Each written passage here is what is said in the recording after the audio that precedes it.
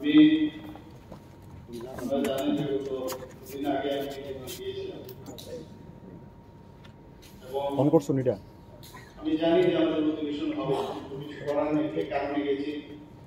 পরবর্তী সময়ে নিশ্চয়ই আপনারা শুনেছেন সেটা যেতেই হবে।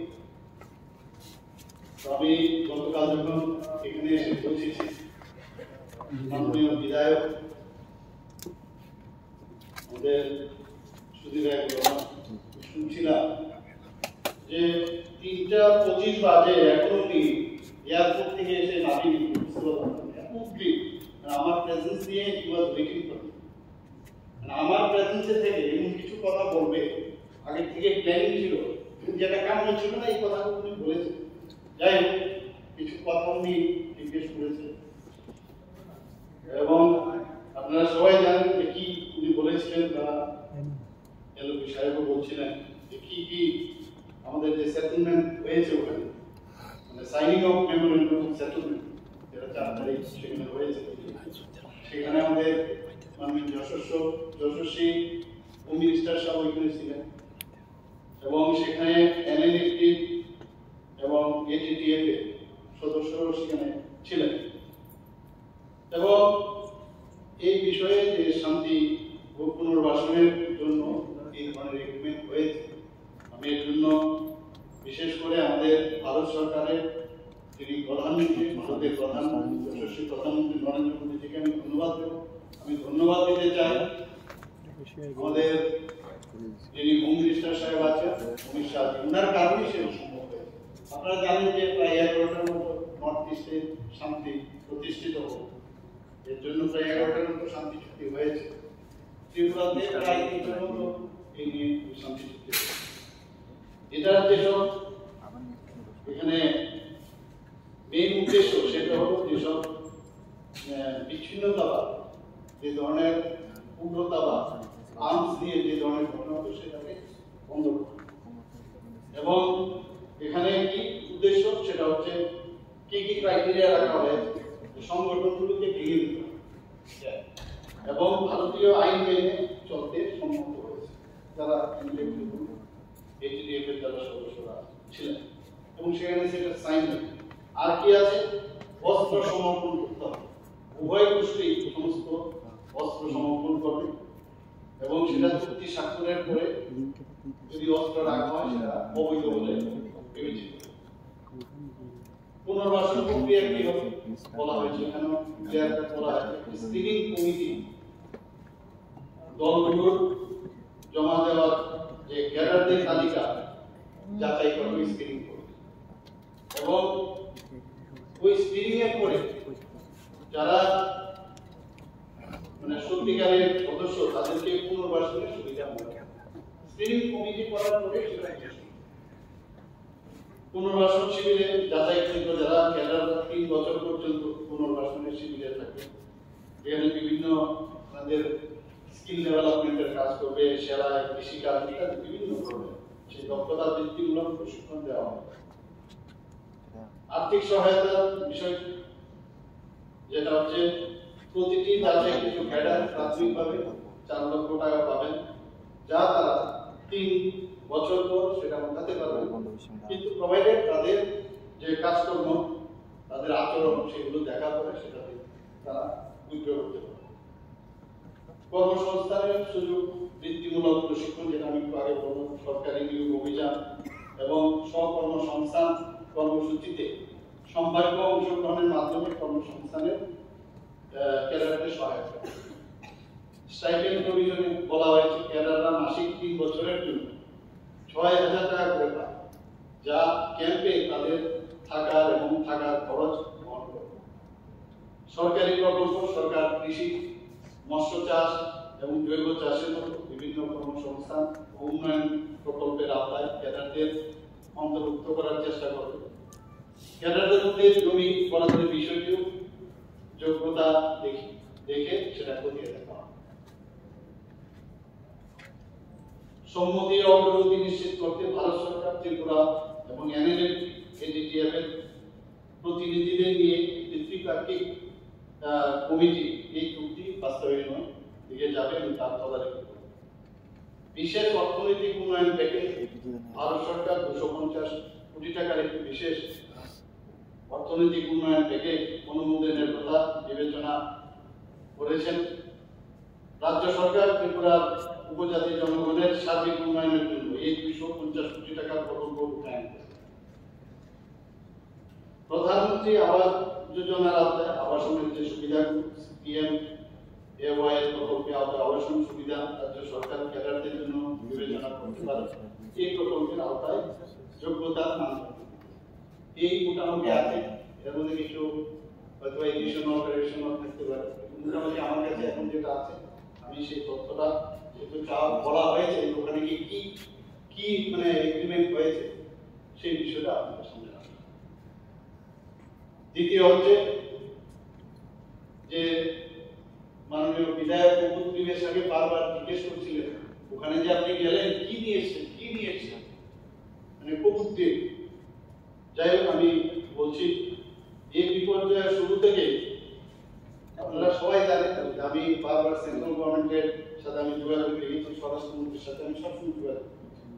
যখন এই ভারী বৃষ্টিপাত থেকে শুরু হলো বন্যা চারিদিকে তখন কিন্তু আমি কন্টিনিউয়াস কাজ করে গেছি। আমি এবং আমার সরকার এবং আমাদের ক্যাবিনেট মিনিস্টার থেকে আরম্ভ করে সমস্ত যারা জনপ্রতিনিধিরা আছে আপনারাও কাজ করেছেন, সবাই মিলে কিন্তু আমরা ছিলাম। এবং স্বরাষ্ট্রমন্ত্রীর সাথে যখন কথা বললাম আপনারা সবাই জানেন যে নিয়ারের 8টি অতিরিক্ত দল উনি পাঠিয়েছেন ত্রাণ এবং উদ্ধার অভিযানের জন্য আমাদের খুবই সেটা কাজে এসেছে। শুধু তাই না, একটি হেলিকপ্টার দিয়েছিল, বহু জায়গায় আমাদের যাওয়ার সুবিধা ছিল সেখানে ইন্ডিয়ারের দল যারা বাস্তুচ্যুত বন্যায় যারা ক্ষতিগ্রস্ত তাদের খাবারের প্যাকেট এয়ার লিফটিং করে সেখানে তার ব্যবহার করা হয়েছে। এমএচএ রাজ্যকে SDRF এর অধীনে 40 কোটি টাকা অগ্রিম অলরেডি দিয়েছে, সেটাও আপনারা জানেন। ভারত সরকার ইন্ট্রা সার্কেল রোমিং অর্থাৎ ICR যখন চারিদিকে এই বন্যা হচ্ছিল অনেক জায়গায় মোবাইলে কথা বলতে পারছিল না, এর জন্য ভারত সরকার ইন্ট্রা সার্কেল রোমিং সুবিধা চালু করেছে যাতে যে কোনো মোবাইল গ্রাহক যোগাযোগের জন্য যে কোনো যে নেটওয়ার্কের সেখানে অ্যাভেলেবল সেটার মধ্যে যেন ব্যবহার করতে পারে। এতে করে আমাদের যোগাযোগ স্থাপন সুবিধা হয়েছে, মানুষকে ত্রাণ উদ্ধার কার্যক্রম প্রদানে সহায়তা করে। পরবর্তীকালে স্বরাষ্ট্র মন্ত্রণালয় একটি অগ্রিম আন্ত মন্ত্রণালয় কেন্দ্রীয় দল অর্থাৎ IMC কে পাঠানো হয়েছিল। আপনারা জানেন আমার সাথে ওনারা কথা বলেছেন এবং বন্যার কারণে ক্ষয়ক্ষতি এবং ক্ষয়ক্ষতির ঘটনাস্থলে মূল্যায়নের জন্য দলটি 28 থেকে 31 অগস্ট 2024 বিভিন্ন জায়গায় রাজ্যের বিভিন্ন জায়গায় পরিদর্শন করেছে এবং তারা বিশেষ করে 4টি জেলা যেমন দক্ষিণ ত্রিপুরা, গুমতি, সিপাহীজলা এবং খোয়াই জেলা পরিদর্শন করেন। নিজেরাই ক্ষয়ক্ষতি দেখেছেন, আমরা ভিডিও দেখিয়েছি, বিভিন্ন যেসব আমাদের প্রোগ্রামগুলো ওনাদের কাছে আমরা দেখিয়েছি এবং পুরো ওনাদের আমরা আমাদের যারা আধিকারিকরা আছেন তাদেরকে দেখিয়েছেন দিয়েছেন এবং পরবর্তী সময় কি পদক্ষেপ রাজ্যের ক্ষয়ক্ষতি কি হলো সেই বিষয় নিয়ে আলোচনা করেছি। যেহেতু 4ই সেপ্টেম্বর আমি নয়াদিল্লি গিয়েছিলাম, আপনারা জানেন গিয়েছিলাম এই বিষয়ে, কিন্তু তারপরে আমি স্বরাষ্ট্রমন্ত্রীজিকে আমি বললাম যে আপনার সাথে আমি দেখা করতে চাই এবং সেখানে গিয়ে ওনাকে আমি সমস্ত বিবরণ যে কি কি এখানে ক্ষতি হয়েছে। আপনারা জানেন যে প্রায় 15,000 কোটি টাকা আমরা যখন সর্বদলীয় বৈঠক করি একটা আন্দাজ এবং আমি বলেছি আরো বেশিও হতে পারে। তো এখন পর্যন্ত যে আমাদের কাছে যে হিসাব রয়েছে তাতে করে দেখা যায় 14,247 কোটি টাকা ক্ষয়ক্ষতি, সেটা আমি ওনার কাছে আমি দিয়েছি। তো সেই উনি বলেছেন যে যা যা দরকার আমি আপনাদেরকে সাহায্য করব, কোনো অসুবিধা নেই। এবং এখানে কোনো বিষয় আছে যেগুলো ফরম্যাট যেটা ফার্স্ট যে টিম এসেছে ফার্স্ট টিমের পরে আরেকটা টিম কিন্তু এখানে ফাইনাল একটা টিম এবং ফরম্যাটের মাধ্যমে সেগুলো ফিল আপ করলে তারপরে কিন্তু এই বিষয়টা। কিন্তু আমরা এখানে বসে থাকি যে দিল্লির দিকে কবে আসবে, 40 কোটি টাকা দিয়েছে, কিন্তু আমাদের বাজেট থেকে আমাদের ত্রিপুরা সরকারের থেকে আমরা কিন্তু কন্টিনিউয়াস ত্রাণ সামগ্রিক যা যা ক্ষয়ক্ষতি এগুলো কিন্তু আমরা করে যাচ্ছি। সমস্ত দপ্তরের জেলা মহকুমা স্তরের আধিকারিকরা ক্ষেত্র পর্যায়ে প্রকৃত ক্ষয়ক্ষতি ইনফর্ম করছেন, মূল্যায়ন করে তারা ভারত সরকার এই যে যেটা আমি বললাম manual on administration of SDRF, state disaster response fund and ইন্ডিয়ার ন্যাশনাল ডিজাস্টার রেসপন্স ফান্ড অনুসারে নির্ধারিত ফরম্যাটে এই যে হয়েছে তার রিপোর্ট জমা দিতে হবে। এর জন্য আরেকটা টিম আছে, উনি বলেছেন যে আমি আরেকটা টিম আমি পাঠাবো, সেটাই ফাইনাল করবো এবং সেই ফরম্যাটে আমরা সব ফিল আপ করে দিলে তারপরে। তো এই প্রতিবেদনগুলি যখন কেন্দ্রীয় সরকার কাছে যাবে তখনই ওনারা এই আর্থিক যে সহায়তা বিবেচনা ওনারা করবেন।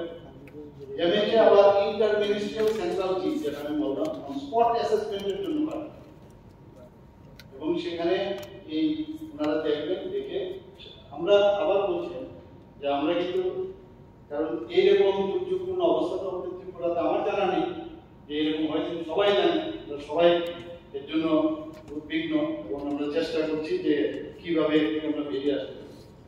তাই আজকে বেশি কিছু বলার কিছু নেই। এখানে আমি দেখেছি 3 দিনের যে আজকে অধিবেশন যারা যারা পার্টিসিপেশন করেছে খুব ভালো কথাবার্তা হয়েছে, ভালো বক্তব্য রেখেছেন, আমি সবাইকে আমি ধন্যবাদ দেব।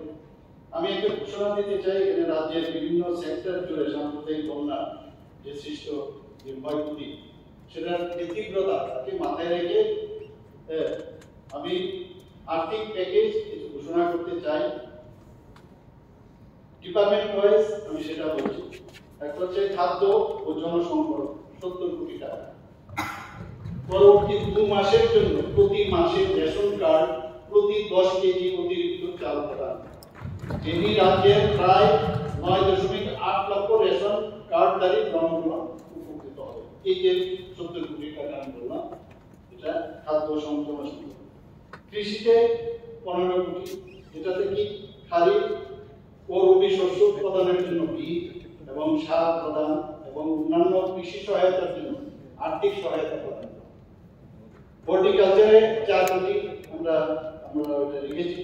শীতকালীন শাকসবজি ও ফুল চাষ, পান, বরজ মেলা, মদ, তাছাড়া সার জাতীয় উপকরণ ও ক্ষতিগ্রস্ত জমি থেকে পলি, অনেক জায়গায় পলি জমে গেছে, সবাই সিল সাংঘাতিকভাবে ক্ষতি করেছে, সেই অপসারণের জন্য আর্থিক সহায়তা প্রদান করা হর্টিকালচারে 5 কোটি টাকা আছে। মৎস্যতে 10 করোড় আমরা রেখেছি। নিশ্চয়ই খুশি হবে। খুশির বিষয়টা হচ্ছে যে পয়সা তো লাগবে, পয়সা দিলে তো তবে এইগুলো কাজ হবে। তো সেখানে খামার এবং হ্যাচারি মালিকদের আর্থিক সহায়তা করা। ইআরডিতে 5 কোটি টাকা আমরা রেখেছি। ক্ষতিগ্রস্ত যারা পশুদের স্বাস্থ্য রক্ষার্থে তাৎক্ষণিক সহায়তা প্রদান, পশু খামারগুলোতে জল, পশু সরবরাহ সহ পশু খাদ্যের ব্যবস্থা পুনর্গঠন, ইনপুট ভর্তুকি এবং অন্যান্য কাজ। এডুকেশনে আপনারা জানেন অনেক ক্ষয়ক্ষতি হয়েছে, সেখানে আমরা 12 কোটি টাকা রেখেছি। যারা বন্যায় ক্ষতিগ্রস্ত হয়েছে তাদের বই সরবরাহ, এই প্রশ্নটা এখানে মাননীয় বিধায়ক সুদীপ রায় আমাদের রেখেছে। আমিও অনেক জায়গায় গিয়েছি, সেখানে আমিও কিন্তু সাথে সাথেই আমি বলেছিলাম নিশ্চয়ই আমরা এই বিষয়টা দেখবো। তো সেখানে যারা বন্যায় ক্ষতিগ্রস্ত হয়েছে তাদের বই সরবরাহ করা এবং স্কুল কলেজ মেরামত ও রক্ষণাবেক্ষণ করা। পিডব্লিউএস আপনারা জানেন বিরাট ক্ষতি হয়েছে, তো তার জন্য 50 কোটি টাকা সেখানে রাখা হবে। বন্যায় ক্ষতিগ্রস্ত হওয়া স্কুল, অঙ্গনওয়াড়ি কেন্দ্র এবং পরিবারগুলোকে পানীয় জল সরবরাহ এবং পাইপলাইনের মাধ্যমে জলের ব্যবস্থা সুনিশ্চিত করা। আমরা নগরায়নে 12 কোটি টাকা আমরা রেখেছি। শহরের রাস্তা ও ড্রেনেজ ব্যবহার, মেরামত, রক্ষণাবেক্ষণ করা। গ্রাম উন্নয়নে আমরা 40 কোটি টাকা রেখেছি।